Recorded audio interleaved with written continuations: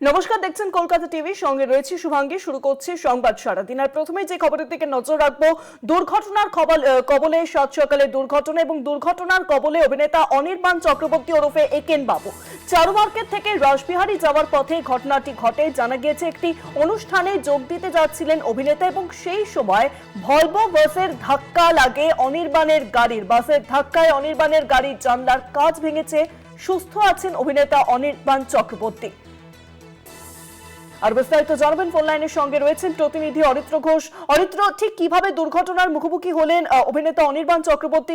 কেমন আছেন তিনি, কিছু জানা যাচ্ছে? শনিবার সকাল 10:30 থেকে 11:15 নাগাদ দুর্ঘটনার কবলে পড়েন অনির্বাণ চক্রবর্তী তথা একেন বাবু। যেটা জানা যাচ্ছে, চারু মার্কেট থেকে রাসবিহারী যাওয়ার পথে ঘটনাটি ঘটে। একটি অনুষ্ঠানে যোগ দিতে যাচ্ছিলেন তিনি। এই সময় ভলভো বাসের সঙ্গে ধাক্কা লাগে। তবে এখনো পর্যন্ত যেটা খবর পাওয়া যাচ্ছে যে অনির্বাণ চক্রবর্তী তিনি সুস্থ আছেন। জানলার গাড়ির কাঁচ ভেঙেছে, তবে তিনি বড় একটা বিপদের হাত থেকে রক্ষা পেয়ে গেছেন বলে তিনি জানাচ্ছেন। যেটা জানা যাচ্ছে যে তার গাড়ির চালক যখন সিগন্যাল ক্রস করে সামনে থেকে এগিয়ে যান, সেই সময় একটি বাইক চলে আসে। সেই বাইককে সাইড দিতে গিয়ে তিনি ব্রেক দেন এবং পিছন থেকে এসে একটি ভলভো বাস ধাক্কা মারে।